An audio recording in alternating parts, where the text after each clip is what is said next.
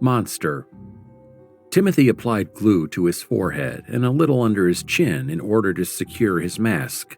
He'd be a monster, a hideous troll, hideous enough to conceal his real identity. He'd been struck with morphia, a rare condition which, with time, mutates skin and in severe cases even bone. He was now 13, and the disease made him look like a monster, worse than the mask that he would hide behind. He watched himself in the bathroom mirror as he carefully applied the fake green hair and then the mask. He'd worn the mask each Halloween for the last 3 years and was looking forward to again being a regular kid for that one night. This was the only time he could disguise himself. The other kids couldn't tell that there was anything abnormal or disgusting under the mask. For this one night, he could avoid their frightened looks and cruel laughter. So Timothy went out on his own, even though his mother would not have wanted it. It was a cool night in Haleyville. Maple leaves had turned the fiery crimson yellow of Indian summer. It had rained earlier that day, sticking wet multicolored leaves to the sidewalk. At dusk, carefree goons and goblins splashed through puddles of idle rainwater, running to ring doorbells. They zeroed in on houses decorated with lighted styrofoam gravestones or plastic black cats. These promised to deliver goodies after yelling, "Trick or treat!" Timothy the Monster followed 3 or 4 smaller kids to a house that featured flashing lightning and a cackling witch on the porch. As he cautiously stepped up to the door, a hobo kid ran right into him, almost knocking him over. They both tried for the bell, but the monster won out. As the door opened, they yelled, "Trick or treat!" Only 1 candy each was carefully dropped into their bags.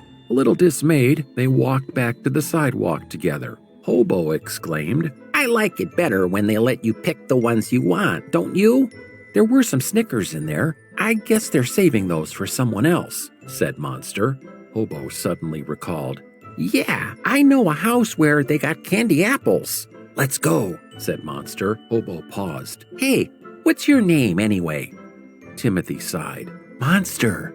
"No, your real name, Dodo." "My friends call me Tim." He really hadn't had any friends, but it sounded good to say it that way. "My name's Sean. I live on Baker. Hey, let's get going before all the candy apples are gone."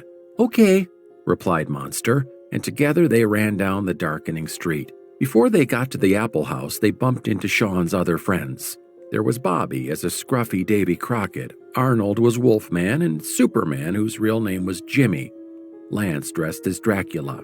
"This is my new friend Tim," said Hobo, "but you can call him Monster. We're going to get some candy apples. Want to come?" "We just been there. They're all out," Wolfman disappointedly reported. Dracula came running up to the boys, sweaty and out of breath. "There was this car full of teenagers and I threw an egg and it splattered all over the windshield." Suddenly came the sound of screeching tires as the car whipped around the corner. "Oh shit, here they come!" The blue car screeched to a stop. All 4 doors burst open.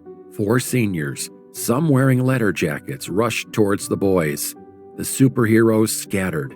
They caught Davy Crockett by the arm and waved a tire iron in his face, threatening to brain whoever threw the egg. Davy cleverly let a fresh one that he was holding behind his back slip from his hand, where it luckily fell into a low hedge. As the teenagers were sure they had thoroughly intimidated the younger boys, the driver yelled from the car, "Hey guys, let's go! Leave these little pucks alone!" And just as fast as it had come, the blue hot rod burned rubber and was gone. "That was close," whispered a relieved Superman. Then came the 3rd degree. Dracula started asking Monster some uncomfortable questions. "So what school you go to? What grade you in? Where do you live?"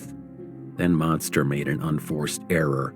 "Maple Street? I live on Maple Street. Why?" Wolfman questioned. "Was that where the creepy guy lives on Maple? My sister said she once saw him in his backyard. Scared her stiff. She ran all the way home. Yeah, a real monster, she told me." Dracula, seeing an opportunity for more mischief, retorted, "Hey guys, let's go over to the monster house and egg it." Hobo intuitively shook his head. "No, I don't think that'd be such a good idea." "What little hobo, scared?" taunted Wolfman. Dracula joined in. "It's Halloween. Man, we got some treats. Let's do some tricks." "Yeah, let's go," they agreed. that is, except Hobo and Monster. Outvoted, they followed along as they all walked toward the monster house. They only had a short way to go, just around the corner to Elm, then Maple. There were no street lamps on the block except for the pale amber light of a half moon and a lone jack-o'-lantern on the porch. The monster house was eerily dark. The superheroes silently stood there for a moment. "Is that it?" Superman whispered.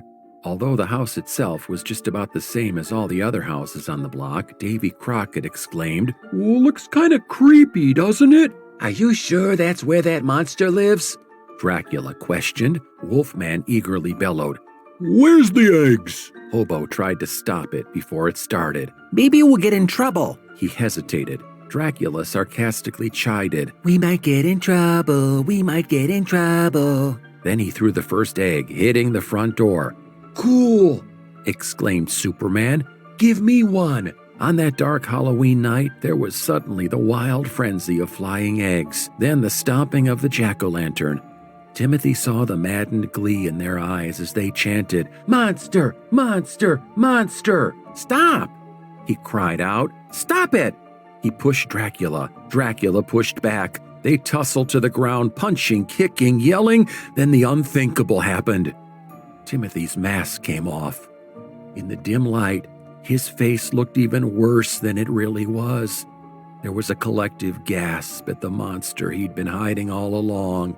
Stepping back in shock and disgust, someone called out, Oh my God, it's the monster! Their collective jaws dropped. Their eyes now were wide open in shock. Hobo knelt to the ground by the friendly monster's side, who was by then completely humiliated. That's enough, demanded Hobo. Leave him alone. Over with the initial scare, Davy Crockett giggled. Everyone except Hobo was uncontrollably laughing at the hideous monster that just moments before had been a regular kid. Suddenly lights went on in the house. Timothy's mother opened the front door. Wolfman shouted, Let's get out of here! And the giggling gang quickly escaped around the corner. That Halloween had turned into Timothy's worst nightmare. Once again, he'd been laughed at and humiliated. But out of the humiliation, he found a friend. He remembered what his mother had told him. You'll know who your true friends are, especially in your darkest hour. Hobo Sean finally asked, So, will you ever get better? Timothy explained what morphia was and that within a few years it was expected to run its course and he'd be just fine. As they grew up together, where one was, so was the other. They were college roommates, best man at each other's weddings, and lifelong friends. Over the years, they shared countless laughs, remembering the scared looks on those boys' faces that Halloween. Sean became a doctor of rare diseases. Ironically, Timothy became a writer of horror novels. It's been over 40 years. They both have wonderful lives. That was the night Timothy found his best friend. It happened just that way. I know. I was the monster.